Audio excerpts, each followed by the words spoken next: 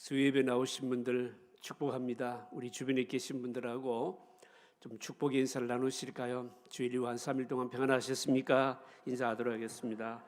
주일이후 한 3일 동안 평안하셨습니까? 자, 오늘 11과를 공부할 차례입니다. 제목 한번 읽어보실까요? 제사장의 실존 위기. 좀 말이 좀 어렵습니다. 제사장이 반드시 뭡니까? 자기가 살아있는 모습을 보여줘야 된다, 그런 의미입니다. 우리가 신앙생활을 하면서 늘 겪는 문제 중에 하나가 뭔가 하면 하나님이 눈에 보입니까? 안 보입니까? 안 보이죠. 하나님이 눈에 안 보이니까 우리 마음속에 하나님에 대한 의식이 사실은 굉장히 여러분 희미하잖아요. 여러분 대통령 만나러 간다 그러면 어떻게 해석할까요? 온갖 예의를 다 갖추겠죠. 좋은 옷도 입을 것이고 만나면 무슨 말을 할까, 내 모습이 어떻게 비춰질까, 이런 생각하지 않겠습니까? 목사가 신방 가면요, 여러분 성도님들이 막 대청소를 하잖아요. 누구 보라고 그렇게 합니까? 아니, 누구 보라고 그렇게 하냐고요? 목사 보라고 그러잖아요. 아니, 목사님이 우리 집에 신방 오시는데 우리 집이 더러워서 좀 이상하게 보이면 어떻게 할까 싶어 막 대청소를 하고 야단인데, 실제로는 여러분 누구는 난중이 없잖아요. 하나님은 여러분 생각이, 여러분 하나님 우리 눈에 안 보이니까 하나님은 별로 의식 안 하고, 목사는 눈에 보이니까 목사님 우리 집이 더러우면 어떻게 하나, 깨끗하게 보여야지, 이런 생각을 한다는 것이죠. 무슨 말씀인가 하면 하나님이 우리 눈에 보이질 않으니까 사실은 우리가 의식하지 않는 데도 많고 소홀히 할 때도 많이 있다는 겁니다. 그런데 여러분 구약 시대는 어떻습니까? 신약 시대는 하나님이 우리와 함께 거하시고 하나님께서 우리와 함께 동행하신 방식이 어떻습니까? 구약과는 다르죠. 신약은 뭡니까? 성령을 통해서 하나님께서 우리 가운데 임재해 주시고요, 말씀을 해 주시고요, 그러니까 우리가 말씀을 통해서 지각을 가지고 깨달음으로 분별력을 가짐으로 하나님 뜻을 알기도 하고 동행하는 것이죠. 그런데 구약 시대는 하나님께서 우리에게 보여주시는 방식이었다는 것이죠. 직접 말씀해 주시고 선지자를 통해서, 아니면요 제사장을 통해서요, 또 아니면 뭡니까? 꿈이나 우림이나 둔밈이나 여러 방식을 통해서 직접적으로 말씀해 주시는 바로 그런 시대였거든요. 오늘 이 본문의 내용도 뭡니까? 성전에서 제사를 드리고 분향하는 제사장과 대제사장이 특별히 하나님의 존전에서 분향을 하거나 제사를 할 때 하나님을 어느 정도 의식해야 되는가에 대해서 말씀하시는 바로 그런 내용인 거예요. 한번 보겠습니다. 자, 여러분 도움만 한번 읽어보실까요? 같이 읽습니다. 본문은 제사장이 하나님께 나아갈 때 반드시 주의해야 할 것들을 보여줍니다. 이미 대제사장은 화려한 옷을 입었습니다. 그러나 하나님께서는 이 화려한 옷을 입기만 하면 모든 것이 충분하다고 말씀하시질 않습니다.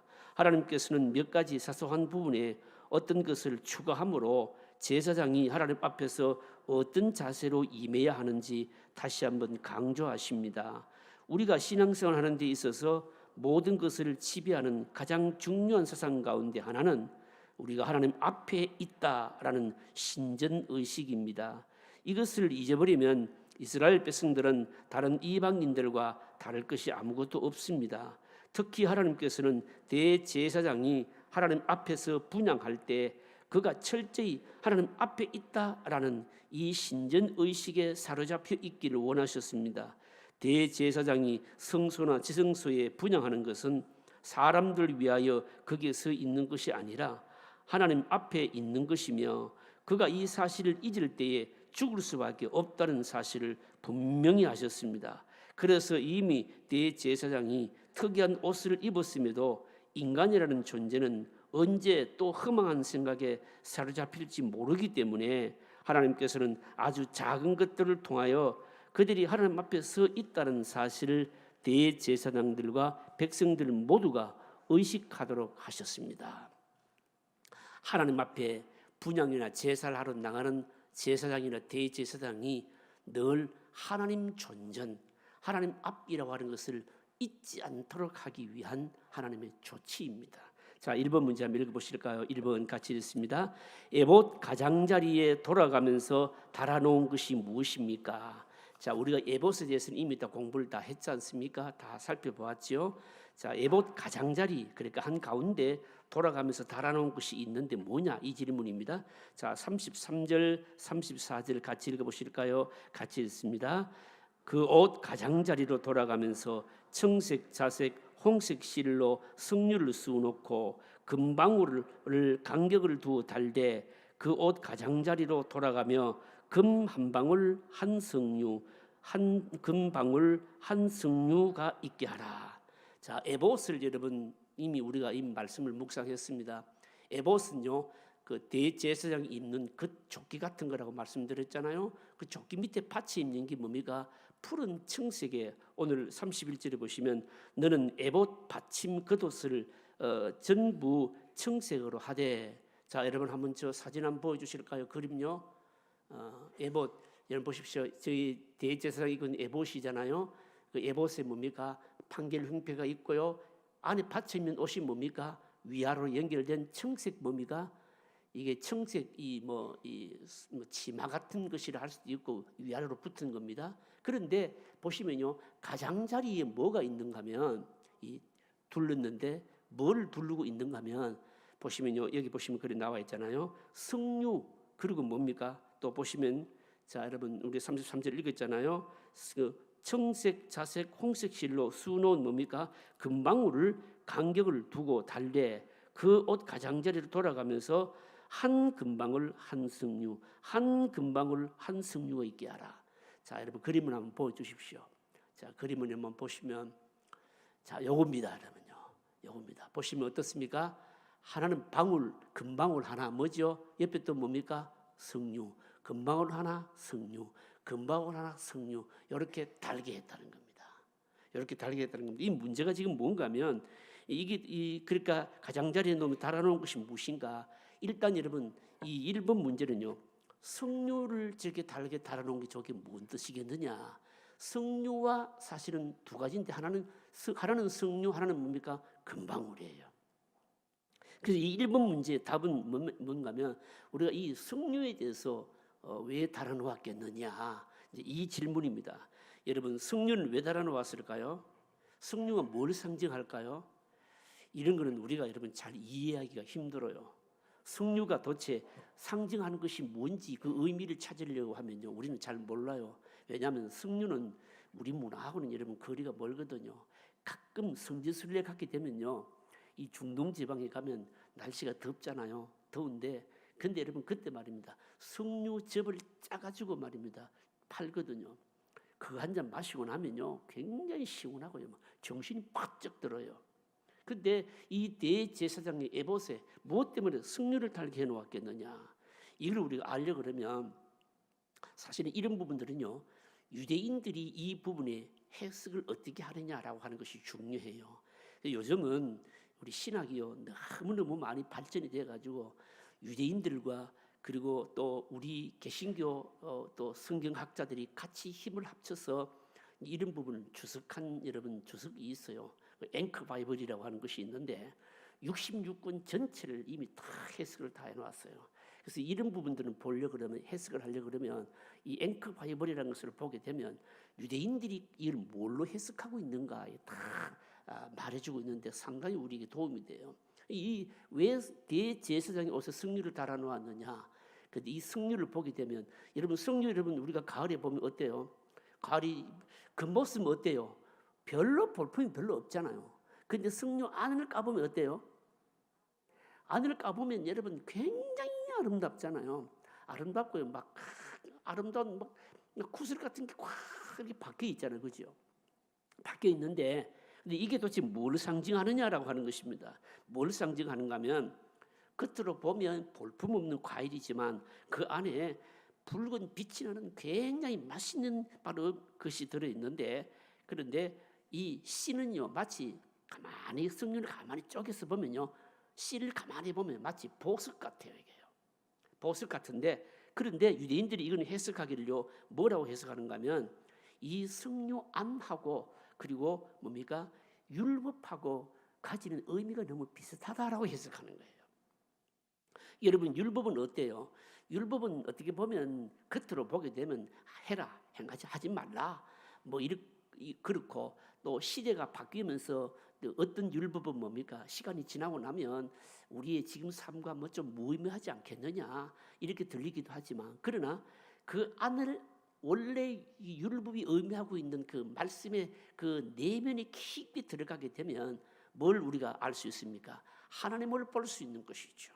하나님을 대면할 수 있고요. 하나님의 의도를 우리가 알 수 있게 되고요. 그래서 결국 뭡니까? 하나님의 진리를 뭡니까? 캐낼 수 있다는 것이죠. 그래서 유대인들은 이 성류를요 뭘로 해석하고 있는가 하면요, 율법과 너무 비슷하다. 그래서 제사장들이 제사를 드리거나 분향을 하게 될 때 언제나 자기들이 바로 이 율법 하려면 말씀 앞에 서 있다라고 하는 것을 의식하고 깨닫도록 하기 위해서 이 대제사장의 옷에 바로 이 성류를 바로 새겨서 달도록 했다, 이렇게 해석하고 있는 거예요. 결국은 뭡니까? 이거는 뭘 지향할까요? 뭘 보여줄까요? 뭘 보여주는가 하면 이 성류를 통해서 제사장이나 대제사장으로 하여금 하나님의 말씀 앞에서 이 모든 제사를 드린다, 분향을 한다라고 하는 것을 늘 의식하도록 했다, 이거입니다. 사실은 여러분, 제사장이나 대제사장의 사명이 여러분 뭘까요? 대제사장이나 사명도 제사장이나 대제사장의 사명도 뭐 제사를 드리거나 분향을 하거나 하지만, 이 모든 것들을 통해서 이스라엘 백성들 하여금 뭡니까? 늘 너희들이 말씀 앞에 서 있다라고 하는 것을 일깨우는 역할을 하는 것이 뭡니까? 그 직무를 감당하는 것이 제사장의 바로 역할 아니겠습니까? 여러분, 하나님의 백성들도요, 이스라엘 백성들도요, 말씀을 가지고 율법을 가지고 자꾸 깨우치지 않으면요, 사람이요 한순간에 여러분 이방인 같이 되는 것은 순간적입니다. 여러분, 우리가 그걸 깨닫잖아요. 여러분요, 예배를 아무리 잘 드린 사람도 여러분 몇 주만 예배를 안 드리면요, 우리 영이 어떻습니까? 그 이방인 비슷하게 그만큼 뭡니까? 영적으로 우리의 감각이 한순간에 여러분 무디해지거든요. 이스라엘 백성들도 마찬가지입니다. 제사를 통해서 하나님 앞에 나아가지만 이 제사장이나 대제사장들이 율법의 말씀을 가지고 백성들을 잠시라도 깨우치지 아니하면 어느 순간에 한순간에 이방인처럼 된다는 겁니다. 그래서 이 제사장 대제사장들이 분향을 하면서 제사를 드리러 하나님 앞에 나아갈 때마다 늘 바로 이 사명을 새롭게 해야 됐던 것이 뭔가 하면 말씀으로 이스라엘 백성들을 일깨우는 역할을 해야 된다, 이런 의미로 옷에 성류를 달게 했다. 이 성류의 의미다. 이 랍비들이 여러분, 유대인 랍비들이 바로 그렇게 해석을 하고 있습니다. 여러분, 사실은 여러분 오늘날 여러분 목사나 우리 그리스도인들이 여러분 존재하는 이유도 여러분 그렇지 않겠습니까? 여러분요, 우리 모두는 뭡니까? 늘 하나님의 말씀 앞에 여러분 서 있습니다. 살고 있습니다. 그럼에도 불구하고 우리가 잠깐이라도 말씀으로 우리를 깨우치지 않으면요, 우리의 생각이요 한순간에 허망해지면서 내 멋대로 살 때가 여러분 많죠. 우리의 생각이 허망해지고 이방인과 같이 되어버리는 것은 순식간입니다. 여러분, 그래서 어떻게 해야 될까요? 율법의 말씀으로 자꾸만 우리 자신들을 깨우치고 각성시키고 끊임없이 해야 되는 일이 바로 이 일인 겁니다. 그런 의미에서 이 대제사장의 옷에 성류를 씌워놓았다라고 하는 것은 율법과 같은 이 말씀의 진리를 자꾸 깨우친다, 이런 의미가 있다라고 하는 겁니다. 그 다음에 두 번째로 자 보십시다. 2번 문제 또 안 보실까요? 2번 문제 같이 읽습니다. 이 방울이 제사장으로 하여금 하나님 앞에 나가기 전에 어떤 역할을 하는가, 이렇게 묻습니다. 자, 35절 한번 읽어보실까요? 35절 같이 읽겠습니다. 아론이 입고 여호와를 섬기러 성소에 들어갈 때와 성소에서 나올 때에 그 소리가 들릴 것이라. 그리하면 그가 죽지 아니하리라. 야, 여러분 이건 좀 굉장히 엄한 말씀을 하시잖아요. 자, 여러분 아까 그 그림 한번 다시 보여주십시오. 방울하고 성류하고 달려 있는, 여러분 보십시오. 저 방울 하나 뭡니까? 성류 하나, 금으로 만든 방울 하나 이렇게 달려 있는데, 저 방울 소리가 어떻게 난다고요? 소리가 딸랑딸랑 난다는 겁니다. 여러분, 대제사장이요 지성소 안에는 누구만 들어갑니까? 대제사장이만 들어가는 겁니다. 1년에 한 번씩이요. 대제사장만 들어가는데, 그런데 누구도 들어가지 못하는데 대제사장이 분향하기 위해서 지성소에 들어가는데, 도대체 그 대제사장이 살았는지 죽었는지 어떻게 알 수 있을까요? 저 방울 소리가 들리면 뭡니까? 대제사장이 살아있는 겁니다. 대제사장이 살아있다라고 하는 것은 대제사장이 드리는 그 분향을 하나님께서 어떻게 하시는 것일까요? 흠양하시는 겁니다. 만약에 저 방울 소리가 안 들리면 어떻게 되는 겁니까? 대제사장은 죽은 거예요. 그러면 죽었다는 말은 무슨 말입니까? 그 대제사장이 분향하는 그 제사가 하나님께 흠양이 됐다는 말입니까? 안 됐다는 말입니까? 안 됐다는 거예요. 여러분, 그러니까 그래서 오늘 이 제목이, 공부 제목이 뭔가 하면 제사장의 실존 위기예요, 이게. 그래서 나온 제목이, 그래서 제가 일부러 이렇게 붙인 겁니다. 대제사장이 이게 살았는지 죽었는지를 표시하는 방울이에요. 이거 얼마나 중요합니까, 여러분? 그러니까 이 방울은요, 대제사장으로 하여금 하나님 앞에 나아가는데 철저하게 자기 자신을 준비시키기 바로 위한 것이었습니다, 여러분. 그러니까 소리가 들린다라고 하는 것은 뭡니까? 소리가 들리면 뭡니까? 들려야 살아있는 것이고, 소리가 안 들리면 죽은 것이고, 그 제사는 하나님이 받지 아니하신 겁니다, 여러분.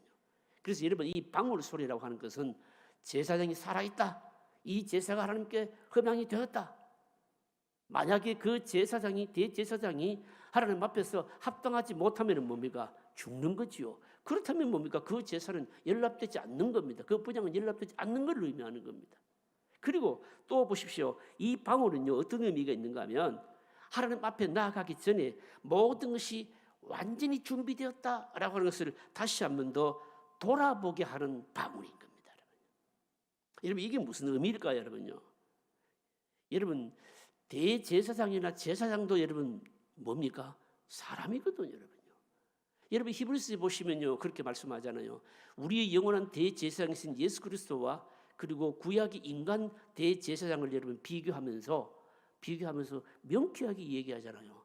구약 시대에 백성들이 죄를 짊어지고 하나님 앞에 나아가는 그 대제사장들도 자기 죄 문제로 고민하는 뭐였다고요? 사람이었다라고 밝히거든요, 여러분, 사람의 연약한 점이 뭘까요? 연약한 게 뭔가 하면 뭔가 자꾸 반복이 되면 처음 가졌던 그 마음과 자세를 뭡니까? 잃어버릴 가능성이 많다는 것이에요, 여러분, 이게 무슨 의미일까요? 여러분, 저는 오늘 이 말씀을 준비하면서 사실은요, 이제 저에게 이제 많이 적용을 하는 겁니다, 여러분요.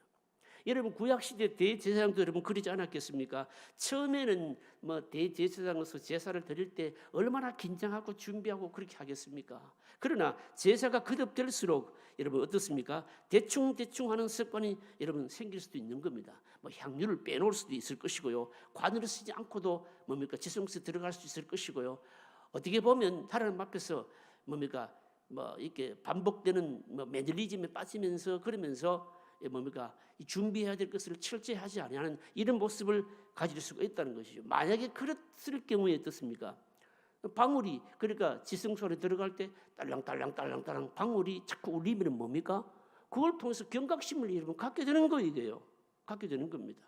그러니까 첫째는 이 방울이라고 하는 것은요, 뭘 의미하는가 하면, 그러니까 제사장이 지금 살아있냐 죽었냐를 표시하기도 하고, 하나님 앞에 나아가게 될 때 다시 한번 더 경각심을 일으켜서 제사를 드리려고 하나님 앞에 나아가는 대제사장이 준비가 더 분명하게 되었는지 안 되었는지를 뭡니까 알려주는, 경고를 해주는 바로 그런 의미의 여러분 뭡니까 방울인 거예요. 여러분, 요즘 차를 타면요, 요즘 차가 여러분 어떻습니까? 운전석이 운전자가 딱 앉으면 어떻게 합니까? 안전벨트 매라고 그냥 차가 띵동띵동 떼도 그러잖아요. 안 매면 어떻게 합니까? 계속 띵동띵동 하는 거예요. 그거하고 똑같은 거예요, 여러분. 사람이 반복될수록 멜리즘에 빠질수록 뭡니까 무디해질 수 있는데, 그렇게 하지 못하도록 대제사장이 하나님 앞에 나아갈 때는 너가 더 온전하게 제사를 이 하나님께서 흠양하시기에 부족함이 없는지, 뭔가 좀 빠진 것이 없는지를 다시 뭡니까 확실하게 경고하기 위해서 딸랑딸랑 움직였다는 거죠, 여러분, 이건 오늘 우리가 어떻게 적용하면 좋을까요, 여러분요? 여러분, 우리 모두에게 한번 적용해 봤으면 좋겠어요, 여러분요. 정의해 보았으면 좋겠습니다. 구약 시대는요, 이게 눈에 보이는 방식으로 보이기도 하고 들리기도 하고 이런 식으로 알려주셨는데 오늘 우리는 하나님의 존재를 나아갈 때 그런 거 없잖아요, 여러분요. 그런 거 없잖아요. 그럼 우리는 여러분, 그럼 우리에게 정의하면 어떨까요, 여러분요? 여러분, 우리들도 여러분 사실 늘 잊어버릴 가능성이 여러분 많잖아요, 여러분요. 여러분 잊어버리고 것이 많고 또 우리의 심령이 준비되지 않았을 때 뭡니까? 뭔가 우리에게 좀 알려주는 것이 여러분 있어야 되지 않겠습니까, 여러분요?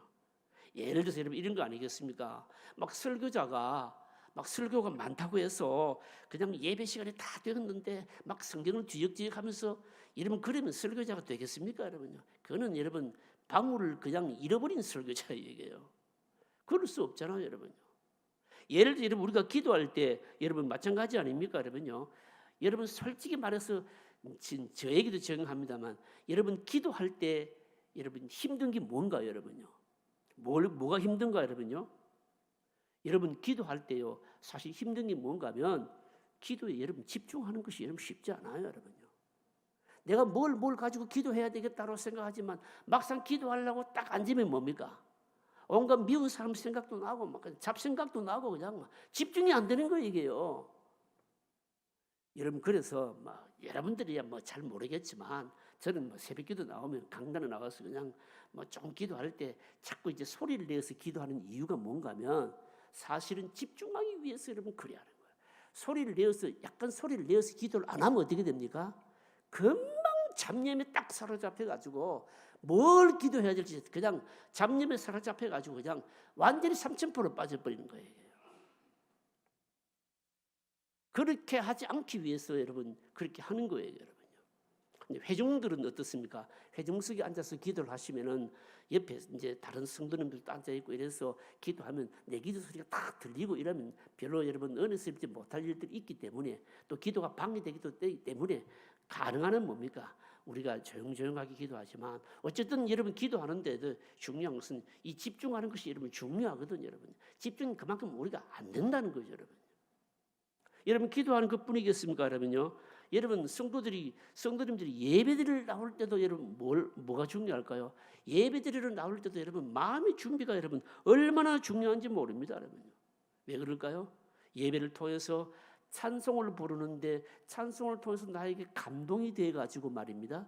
감동이 돼 가지고 나이가 은혜 받고 깨달을 수도 있어요. 아니면 뭐 장로님들이 대표 기도하는 그 대표 기도를 통해서 뭡니까? 대표 기도를 하게 될 때 그 기도를 우리 회중을 위해서 대신해서 대표 기도하는데 그 기도를 통해서 나에게 막 깨달음이 오고 감동이 올 수도 여러분 있어요, 여러분. 설교자가 하는 설교를 통해서 뭡니까? 내 심령을 뭡니까? 두드릴 수도 있는 것이고 마음의 상처가 치료될 수도 있는 것이고 언제 어느 때 성령께서 어떻게 역사할지를 몰라요, 여러분요. 그래서 우리는 예배 드리러 나올 때 중요한 게 뭘까요? 중요한 게 뭔가 하면 사실은 여러분 우리 마음이 준비가 돼야 되거든요. 근데 이게 구약 시대는 뭡니까? 방울 소리가 딸랑딸랑딸랑 이렇게 함으로 이제 각성해야 돼. 뭐 빼 빠진 게 없어. 뭐 이렇게 뭡니까? 알려주었는데 오늘 우리 신약 시대는 그렇지 않다는 거예요. 오늘 우리 신약 시대는 어떻습니까? 각자가 다 뭡니까? 우리 안에 와 계신 성령님을 통해서 예배 나오기 때문에 마음의 준비를 해야 되는데 이게 구약처럼 이렇게 뭐 알려주는 이런 방식이 아니니까 우리가 사실은 굉장히 뭡니까? 준비되지 않는 소홀한 마음으로 예배를 드리러 나올 때가 많다는 거죠, 여러분요. 제가 볼 때는 이제 예배하러 이제 오실 때 우리 성도님들을 제가 볼 때는요, 막 복잡한 일이 너무 마음이 복잡해가지고 정리가 안 된다든지 또 아니면요, 또 이 마음에 막 상처를 가지고 계신 분들 사실은 예배 오면요, 예배가 집중 잘 안 돼요. 예배에 오면요, 일단 찬양이 잘 들리지도 않고 말씀이 잘 들리지도 않고 뭡니까? 그렇습니다. 왜 그럴까요? 이미 마음에 무슨 뭡니까? 하나의 겹이 있거든요. 담이 있거든요. 너무 복잡하게 그냥 내 머리를 그냥 내 생각을 다 빼앗아버리는 그런 일들이 있다든지 어떤 상한 마음의 상처가 있다든지 이런 사람들은 사실은 예배를 통해서 뭡니까? 하나님의 은혜를 여러분 체험하기가 사실 쉽지 않죠, 여러분요. 그래서 뭘 준비해야 되는가 하면 여러분 바로 마음의 준비가 꼭 필요한 겁니다. 이 마음의 준비를 필요하는데 경각심을 울리는데 구약 시대는 뭡니까? 이 제사장이나 대제사장에게 방울 소리를 가지고 뭡니까? 알려줬다는 거예요. 이 방울 소리가 원래 신약에는 이런 뭘 의미할까요? 오늘 우리는 무슨 다 자기 좋은 옷 입고 오지 방울 달고 안 오잖아요. 이 방울이 뭐가 여러분요? 방울이 뭔가 하면 성령께서 우리 마음속을 뭡니까? 두들기시거나 아니면 뭡니까? 또 위로해 주시거나 하는 이런 것이거든요. 그런데 중요한 것은 우리 마음이 준비 안 돼 있으면요, 아무런 영향을 받지를 못한다는 겁니다. 여러분, 그래서 우리는 뭡니까? 신앙시대는 예배를 나올 때, 하나님의 존재에 나올 때마다 뭡니까? 우리 심령을 언제든지 늘 새롭게 하도록 하나님께서 성령을 통해서 우리 가운데 임재해 주시도록 준비된 마음으로 나와야 된다는 것이죠. 이게 지금 대제사장이나 제사장에게만 주시는 말씀이 아니라는 거죠. 목사들에게만 주시는 말씀이 아니고 우리 모두에게 주시는 말씀이고, 늘 뭡니까? 하나님의 존전, 하나님 앞에서 하나님 앞이야. 이걸 뭡니까? 늘 잊지 말아야 된다는 거죠. 자, 그 다음 문제 한번 보십시다. 몇 번 할 차례입니까? 3번 같이 읽어보실까요? 같이 읽습니다. 제사장의 관 위에 패는 금패에 쓰인 것이 무엇입니까? 이렇게 묻고 있어요. 자, 36절, 37절, 36절, 37절 같이 읽어보실까요? 같이 읽습니다. 너는 또 순금으로 패를 만들어 도장을 새기는 법으로 그 위에 새기되 여호와께 성결이라고, 또 그 패를 청색끈으로 관 위에 매되 곧 관 전면에 있게 하라. 자, 여러분 보시면 우리가 이미 이것도 공부를 했잖아요, 그죠? 그 대제사장의 의복 중에 뭡니까? 머리에 관을 쓰고 있잖아요. 의관 같은 걸 쓰고 있는데 하나님 앞에 제사를 드릴 때 뭡니까? 전적으로 순종하고 복종한다라고 하는 그런 의미로 관을 쓰는데, 관 전면에 뭐가 서여 있다고요? 여호와께 뭡니까? 성결. 여호와께 이마 관 위에 여호와께 성결 이렇게 써 있다는 겁니다, 여러분요. 이건 도대체 뭘 의미하느냐라고 하는 겁니다, 여러분요.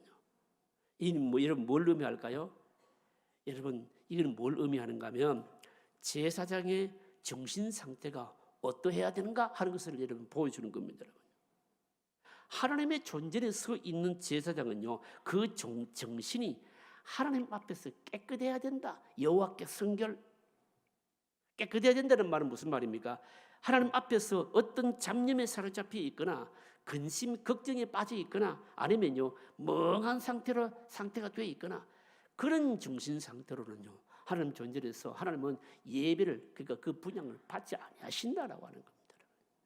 여러분, 그래서 뭡니까? 그래서 여호와께 성결, 하나님의 받으시는 그 마음이, 하나님의 받으시는 그 정신이 합당한가라고 하는 것을 깨우치도록 하기 위해서 여호와께 성결이라고 하는 이 관 전면에다, 이마 앞에다 여호와께 성결 그렇게 붙였다라고 하는 겁니다. 여러분, 요즘 우리는 그런 거 없잖아요, 여러분요. 우리는 하나님 앞에 예배하러 나올 때 다 자기 좋은 옷 입고 나오고 어떻게 하면 막 사람들이 좀 내 봐줄까 이런 것만 생각하잖아요. 그렇잖아요, 그죠? 그러나 우리는 어떻게 해야 됩니까? 사실은 뭡니까? 내 중심이 하나님의 받으실 만한가라고 하는 것을 늘 의식하고 생각해야 된다는 거죠. 생각해야 됩니다. 그런 의미에서 말입니다. 그러면서 우리 인간의 약한 부분인데요. 그런 의미에서 이런 부분들 때문에 천주교는요 자꾸 뭡니까? 내면보다는 눈에 보이는 것을 통해서 거룩을 찾으려고 했다는 점에서 우리 개신교하고는 좀 다릅니다, 여러분요. 성경적으로는 우리 개신교가 맞지만, 그러나 우리 개신교는 성령을 통한 내면을 강조하다 보니까, 그러다 보니까 이 우리 자신의 그 하나님 앞에 나오는 우리 자신의 내면은 사실은 개인의 주관적인 것이잖아요, 그렇죠? 주관적인 것이고, 그러다 보니까 뭡니까? 어떻게 보면 소홀히 할 가능성이 많죠. 이런 것들을 보완하기 위해서 어떻게 보면 천주교에서는요 자꾸 눈에 보이는 것으로 뭡니까? 꾸미고 입고 걸치고 꼽고 단정하고, 그게 뭡니까? 너무 지나쳐서 바로 문제죠, 그죠? 문제죠. 어쨌든 뭡니까? 우리가 하나님 앞에 하나님 존재에 나올 때는 우리 준비된 심령이 대단히 중요하다라고 하는 것을 여러분 우리는 다시 한번 더 깨달아야 되는 겁니다. 그 다음 문제 보십시다.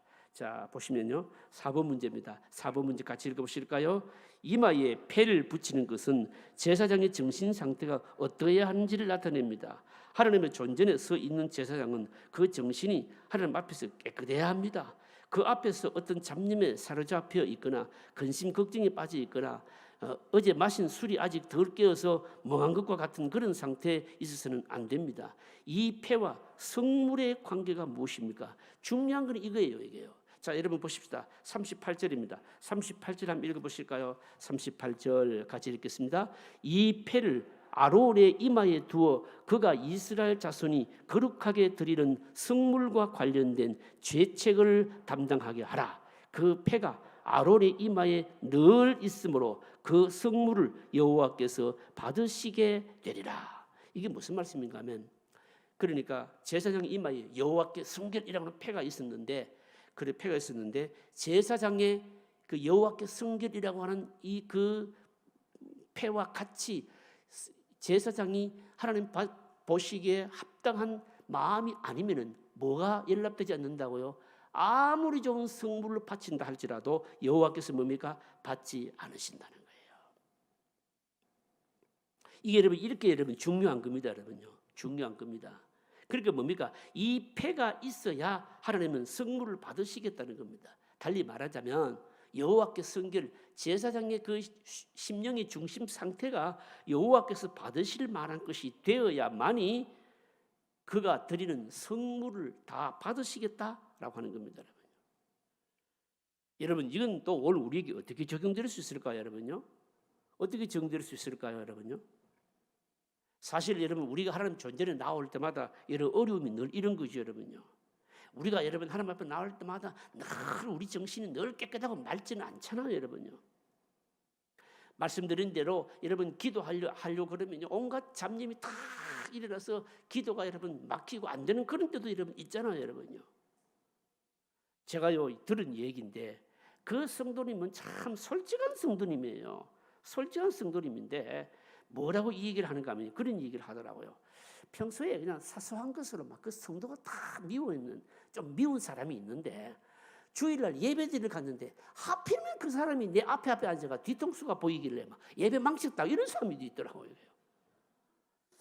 아, 제가 그 얘기 들으면서 야, 참 우리가 하나님 앞에서 예배를 드리면서 작은 것 사소한 것 하나가 이 우리의 심령을 이런 식으로 다 완전히 흩트리거나 빼앗아 버릴 수도 있구나.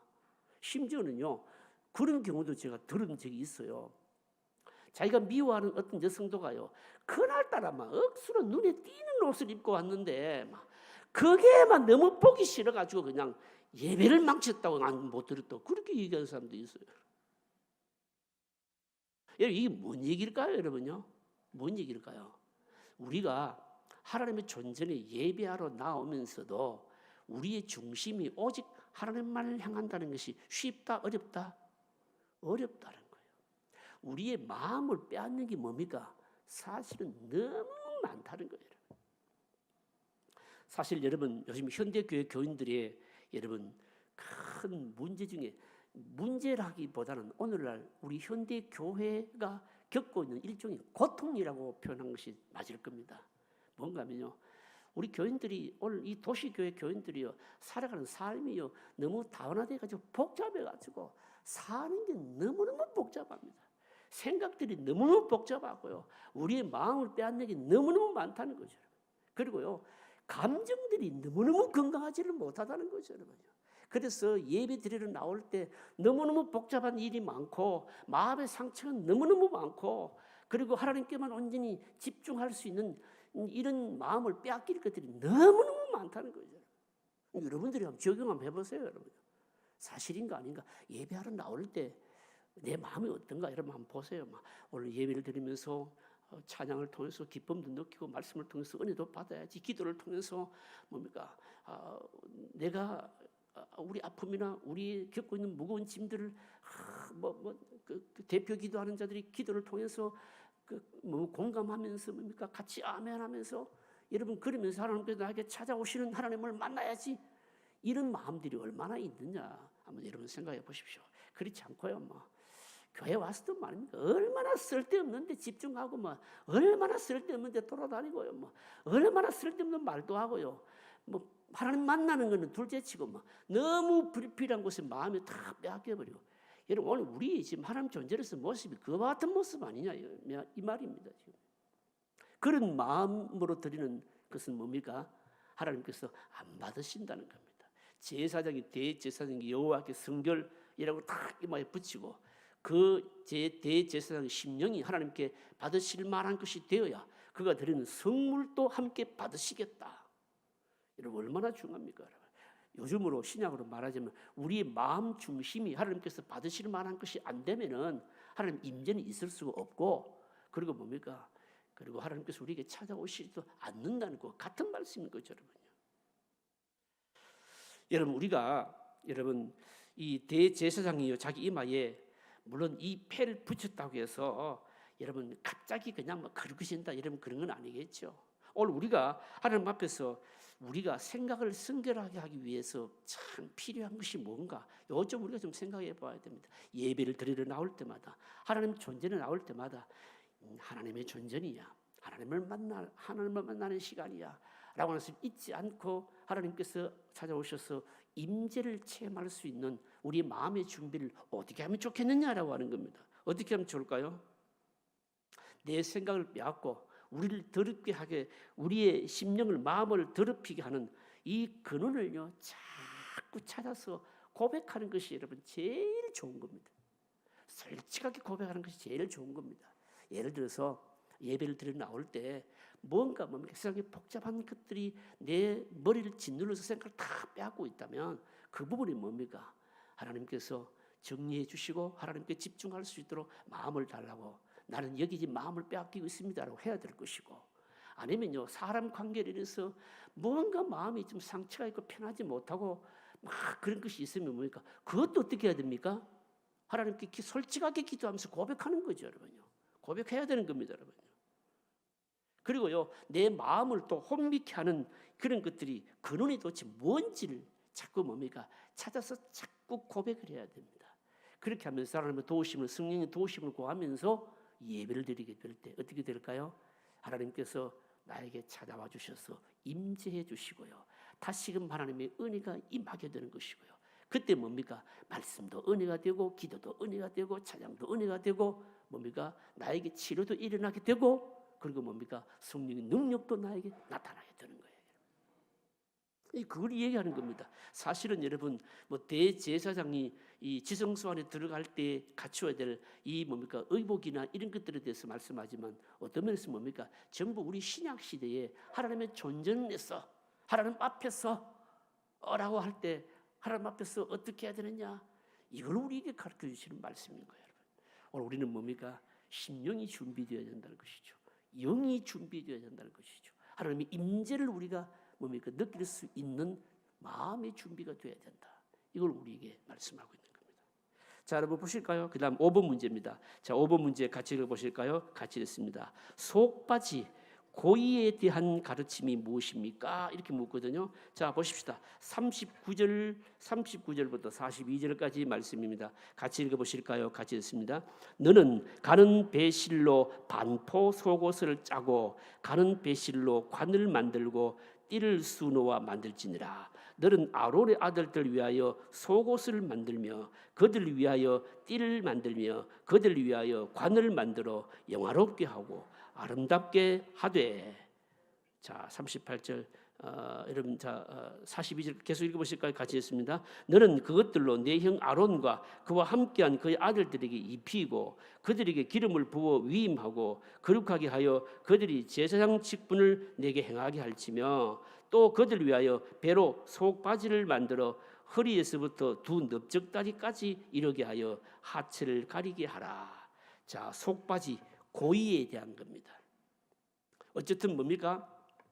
요즘으로 말하면 여기에 이제 반포 속옷이라는 이렇게 말이 나오잖아요.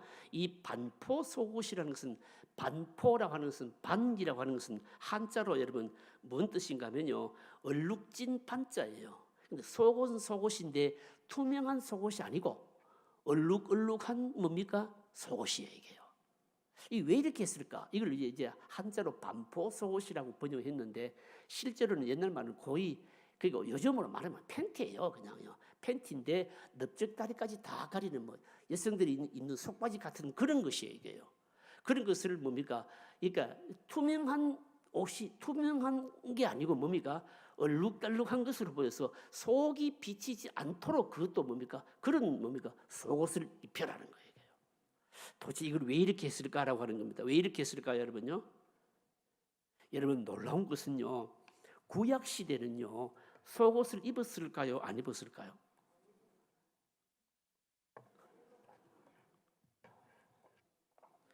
제가 언제 한번 그 설교를 한 적이 있어요. 이거 가지고요.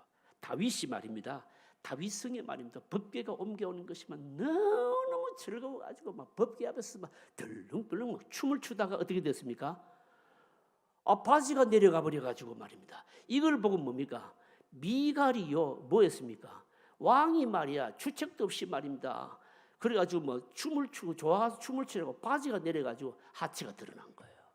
그래서 그것을 보고 미갈이 막 엄청나게 어떻게 했습니까? 막 입에 담지 못할 말입니다. 왕이 채통도 없이 일하면서 막 그래 했는데 그것 때문에 미갈이 어떻게 했습니까? 저주를 받았잖아요.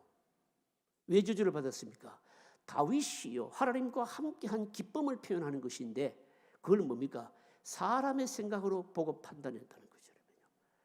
그게 뭡니까? 하나님 하시는 말씀이 뭡니까? 내 앞에서 하나님 앞에서 한 것을 가지고 사람의 눈으로 가지고 체면 가지고 판단했다고 하나님께서 책망하셨거든요. 그러니까 뭡니까? 왕이라 할지라도 구약 시대는 속옷을 입었다 안 입었다? 안 입은 거예요. 안 입었는데 그런데 왜 제사장 대제사장으로 하여금 얼룩얼룩한 비치지 않은 속옷을 왜 입게 했겠느냐라고 하는 겁니다. 왜 입게 했을까요, 여러분요? 그 이유가 여러분 뭘까요, 여러분요?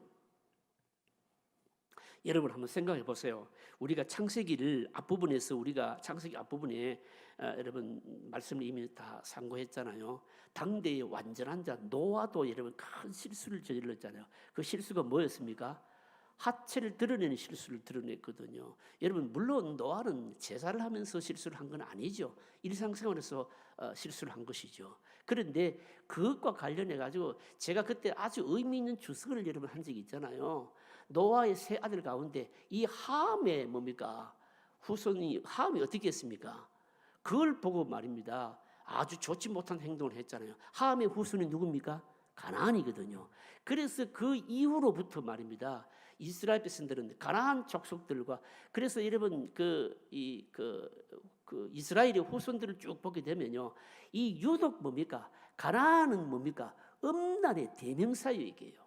왜 하나님께서 이스라엘 백성들을 하여금 가나안 땅에 들어가게 하면 자꾸 가나안 여인들과 결혼하지 말라 경계했냐면 이 함의 후손인 가나안 족속들이요, 함이요 아버지의 하체를 보고 동성애를 느꼈다고 제가 해석을 했잖아요. 이게요. 그게 왜 문제가 되어진지를 제가 그때 창세기 앞부분에 강연을 하면서 해석을 했거든요. 함은 뭡니까? 아비의 하체를 보면서 그만큼 뭡니까? 음란한 생각을 했는데 그 후손들이 가나안 족속들이고 이 가나안 족속들은 유독 뭡니까? 음란한 족속들이거든요. 이 뭘 말씀드리려고 하는가 하면 여러분 이게 말입니다. 사실은 제사장들로 하여금 조심스럽게 해야 될 게 뭔가 하면 어떻게 하든지 간에 하체를 뭡니까? 드러내면 안 되는 겁니다, 여러분. 하나님께 순종들은 제사장에게 고의를 입혀서 그러니까 어떤 방식으로든지 간에 어떤 성적인 자극이나 충동이나 이 하나님의 존재에서 일어나서는 안 된다라고 하는 것을 보여주는 거예요, 여러분.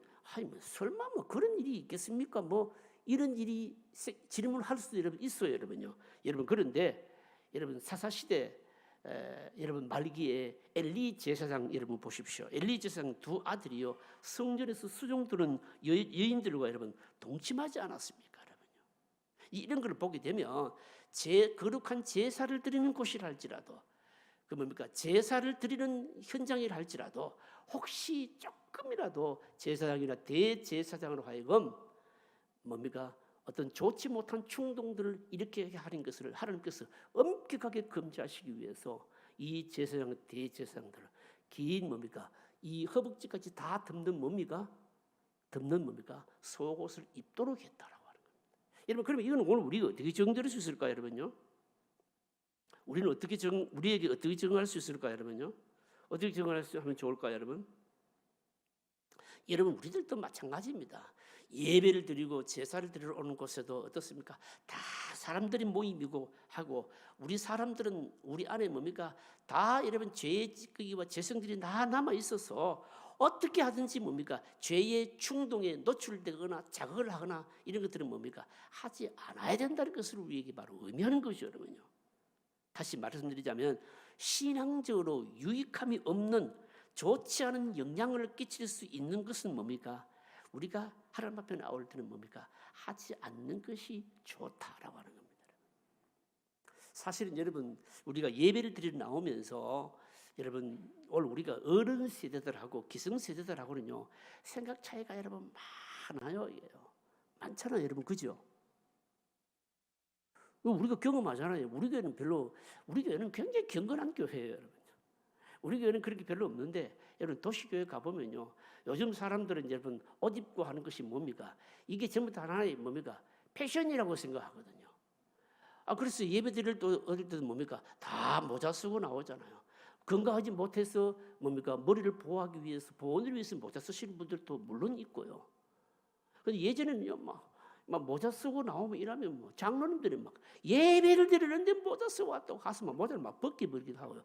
그러다가 여러분 말입니다. 가발이 벗겨진 경우도 있었어요. 제가 앞에 교회에서 뭐 특별히 새벽 기도를 하는데 저도 처음 알았어요. 사실은 그 권사님이 뭐 하여튼 뭐 머리를 이렇게 뭐 예쁘게 단장해 오셨는데 뭐 그러다가 뭐 뭘 또 쓰고 있었는데 뭐 어쨌든 그걸 이제 만졌는데 막 가발이 벗겨져 버렸어. 그래가지고 막 야단난 적이 있어요. 야단난 적이 있어요. 그리고요 도시교회 어떤 또 보면 뭐 젊은 사람들은 그렇지 않습니까? 자기 뭐 옷을 입었는지 벗었는지 뭐 겉옷인지 속옷인지 구분이 안 될 정도로 그런 옷을 입고 오는 사람들도 우리 교회는 없어요. 없는데 다른 교회는 여러분 있거든요, 여러분. 여러분 어떻게 해야 될까요? 어쨌든 우리가 하나님 앞에 예배를 드리러 나올 때 자기만 생각해서는 안 된다는 거죠, 여러분. 다른 사람에게 경건에 영향을 줄 수 있는 것은 뭡니까? 영향을 줄 수 있는 좋지 않는 영향을 미칠 수 있겠다라고 하는 것은 뭡니까? 그런 여러분 삼가해야 되는 것이 여러분 맞지요, 여러분. 맞죠. 사실은 뭡니까? 대제사장과 제사에게 고의를 속바지를 입히게 한 것도 뭡니까? 우리에게 오늘날 사실 우리에게 굉장한 의미를 여러분 던지고 있는 거죠, 여러분. 여러분 우리가 하나님 앞에 나올 때 내 좋을 대로 이렇게 해서는 안 된다는 겁니다. 그건 내 취향인데 오늘 우리 시대의 그냥 경향인데 트렌드인데 여러분 그렇게 해서는 안 된다는 겁니다. 나만 좋으면 되는 것이 아니라 내 모습이 다른 사람에게 영적인 부분에 좋지 않은 영향을 미치겠다라고 생각된다면 뭡니까? 삼가하는 것이 뭡니까? 그게 하나님 앞에 하나님 존전에 나오는 자의 자세라는 거죠. 여러분 하나님 존전에 나올 때 어쨌든 뭡니까? 어떤 준비된 마음으로 나와야 되고 그 준비된 마음이 뭡니까? 옷을 깨끗하게 입고 나오는 것도 여러분 그것도 준비된 마음이죠. 그렇죠? 준비된 마음이고 어쨌든 정결하게 하는 것은 여러분 대단히 중요한 의미를 가지고 있습니다. 자, 그 다음 보십시다. 6번 문제 보실까요? 6번 같이 읽겠습니다. 대제사장들은 어떤 사람들입니까? 다른 사람들이 보기에 천사 같은 사람입니다. 누구도 가까이 할 수 없는 하나님의 지성소에 들어가는 사람입니다. 그는 모든 죄의 정욕으로부터 해방된 사람입니다. 그에게 무슨 충동이 있겠습니까? 그가 하는 일은 다 거룩하고 옳습니다. 그러나 하나님께서는 그에게 고의를 입혀서 그도 범죄할 수 있는 한 사람으로 보셨고 설령 그가 하는 일이 가장 거룩한 일이라 하더라도 그 역시 성적인 충동에 사로잡힐 수 있는 죄인이라는 사실을 상기시켰습니다. 우리가 나는 천사가 아니다라고 하는 사실만 기억한다면 크게 실족하지 않으리라고 믿습니다. 특히 이것은 먼저 신앙으로 성숙한 사람들이 주의해야 할 부분입니다. 신앙이 어린 사람들은 성숙한 사람들을 볼 때 천사처럼 생각하기 쉽습니다. 그래서 무조건 따라합니다. 그러나 그것은 옳지 않습니다. 우리는 자신도 모르는 사이에 다른 사람에게 좋지 않은 영향을 줄 수 있는 죄인이라는 사실을 기억해야 됩니다. 대제사장의 주의사항이 하나님께 대한 어떤 것을 교훈합니까? 고의를 입으라고 하신 그 대제사장에게 주는 그 주의사항이 하나님께 대한 어떤 교훈을 주시느냐 이 질문입니다. 여러분. 적용 문제입니다. 뭐 성경에 답이 없어요, 여러분. 여러분 우리가 이 적용 문제 여러분 어떻게 적용하면 좋을까요? 우리가 늘 기억해야 됩니다. 나는 천사가 아니다는 것을 늘 기억하는 거죠. 나는 천사가 아니다. 무슨 말입니까? 나를 통해서도 많은 사람들이 실족할 수 있어. 이걸 늘 염두에 두는 거죠, 여러분요. 나도 모르는 사이에 그럴 수 있다는 걸 생각하는 거죠, 여러분. 내가 의식하지 않는 가운데서도 나를 통해서 뭡니까? 하나님, 다른 사람들이 하나님의 은혜도 받지만 실족할 수도 있다. 늘 생각해야 된다는 거죠, 여러분. 이것만 생각하면 여러분 되는 겁니다, 여러분. 자, 여러분 결론적인 정리 읽어보실까요? 같이 읽습니다. 성경은 분명히 인간을 죄인이라고 말씀합니다. 하나님께서는 대제사장이라고 하더라도 그가 하나님 앞에서 얼마든지 불순할 수 있는 죄성을 가진 인간임을 알고 계셨습니다. 그래서 어떻게 하든지 성령 안에서 통제받도록 하신 것입니다. 오늘 우리들은 구약시대처럼 옷을 방울에 달거나 이마에 어떤 글씨를 써 붙이질 않습니다. 또 의도적으로 속바지를 만들어 입지는 않습니다. 그러나 하나님 앞에서 산다라는 의식만큼은 분명히 있어야 됩니다. 요셉이 보디발의 아내의 유혹을 받았을 때 내가 어떻게 하나님 앞에서 이 큰 죄를 짓겠느냐라고 했던 것처럼 죄 짓는 것을 두려워하는 마음만 있으면 하나님은 우리의 기도와 예배를 기쁨으로 받으실 것입니다. 기도하실까요?